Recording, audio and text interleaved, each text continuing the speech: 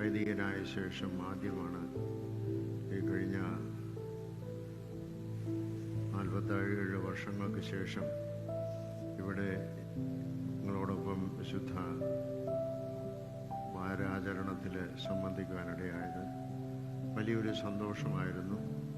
ഒരാഴ്ചക്കാലം ഈ ഇടവകയിലെ എല്ലാ ആളുകളുമായിട്ടും ഇടപെടുന്നതിനും സംസാരിക്കുന്നതിനും ഒക്കെ ദൈവം തമ്പുരാൻ അവസരം നൽകി.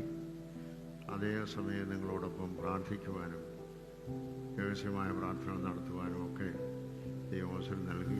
എല്ലാ കാര്യത്തിലും എല്ലാ സഹകരണവും ഉണ്ടായി.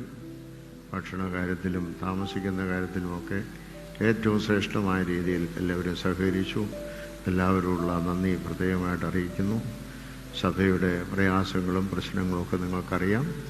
സഭയുടെ എല്ലാ തരത്തിലുള്ള അഭിവൃദ്ധിക്ക് വേണ്ടിയും നിങ്ങൾ പ്രാർത്ഥിക്കണം. പ്രത്യേകിച്ച് ബലഹീനായ ഞാൻ നിങ്ങളുടെ മകനാണ്, സഹോദരനാണ്, നിങ്ങളോടൊപ്പം പ്രവർത്തിക്കുന്നവനാണ്. നിങ്ങളുടെ പ്രാർത്ഥനയാണ് എനിക്ക് ഏറ്റവും ആവശ്യമായിരിക്കുന്നത്.